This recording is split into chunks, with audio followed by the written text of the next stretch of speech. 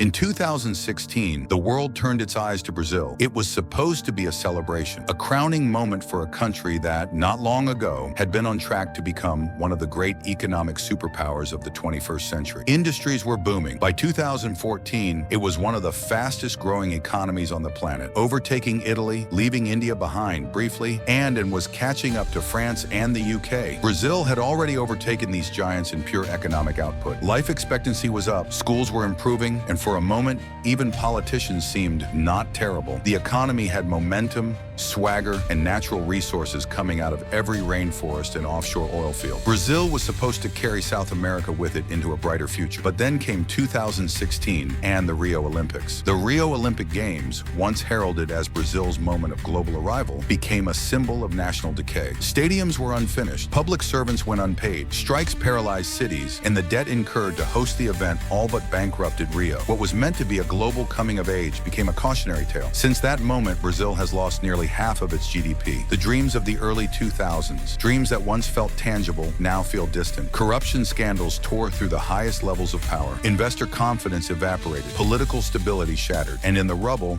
a question remains. How did Brazil, once one of the fastest growing economies in the world, fall so fast? Can it ever rise again? To understand Brazil's rise, we need to look back to the early 1990s, a time when the country was facing one of its greatest enemies, hyperinflation. Inflation was running wild, reaching 84% in a single month. Bread prices were changing daily. Wages couldn't keep up. The currency was in free fall. Faced with economic chaos, Brazil's leaders made bold, sweeping reforms. Prices were frozen. Entire industries were privatized. And perhaps most radically, the system of automatic wage increases, known as indexation, was banned. It was a move meant to break the cycle of inflation. Feeding inflation? Risky? Yes. But effective? Also yes. Then came the Plano Real, a reform that introduced a brand new currency, the real. It was more than just a new bill. It was a psychological reset, and it worked. Inflation dropped. Confidence returned. Brazil was finally on solid ground. What followed next was nothing short of miraculous. Brazil's economy surged, powered by its immense natural wealth. It had iron ore, gold, lumber, bauxite, and of course, oil, a lot of oil. The early 2000s were Brazil's golden age. China's industrial revolution needed resources, and Brazil was ready to provide them. Exports boomed. Foreign investment poured in. GDP skyrocketed. Even the global financial crisis of 2008 barely slowed it down. While Western economies collapsed under the weight of bad debt and failing banks, Brazil leaned on China's stimulus and its own basic but stable financial system. By 2010, the country was still growing. It was rich in resources, cheap in labor, and filled with potential.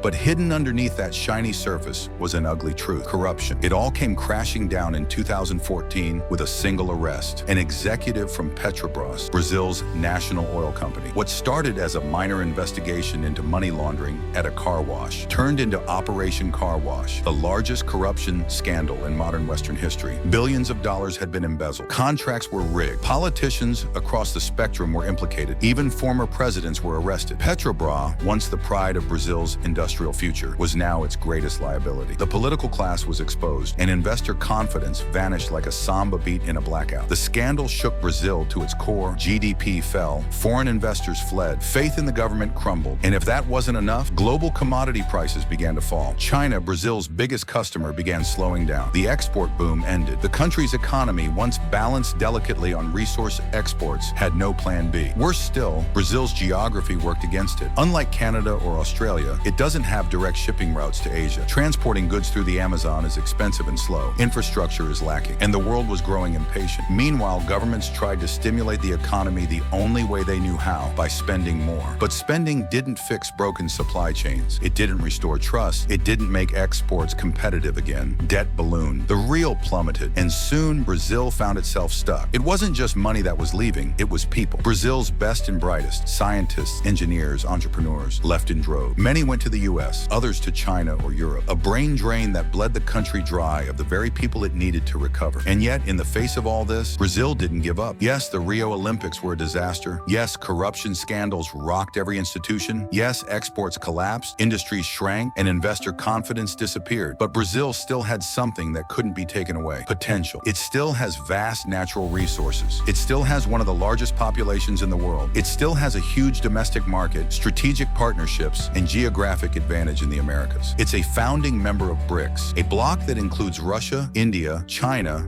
and South Africa. It's strengthening ties with China, which remains its biggest trading partner. It's attracting attention from the US, which now views Brazil as a crucial regional ally and a vital source of raw materials in an increasingly fractured world. It still has what matters most: resources, people, and potential. And while the BRICS alliance might not be everyone's idea of a stable club, it could unlock new trade, reduce reliance on the West, and help Brazil diversify. Plus, Brazil has something else: resilience. It's survived dictatorships, inflation, scandals, and more. And each time it's bounced back, not perfectly, but persistently. Growth is returning, slowly, yes, but steady growth is often more sustainable than boom and bust cycles. Exports are rebounding, inflation is down, and if the country can get serious about governance, infrastructure, and education, it could finally build something that lasts. Because if there's one thing Brazil has shown, it's that it can rise and fall faster than almost any other country on earth. But with the right leadership, the right reforms, and a bit of luck, it might just rise again. And this time, stay there. Thanks for watching. Like, comment, and subscribe.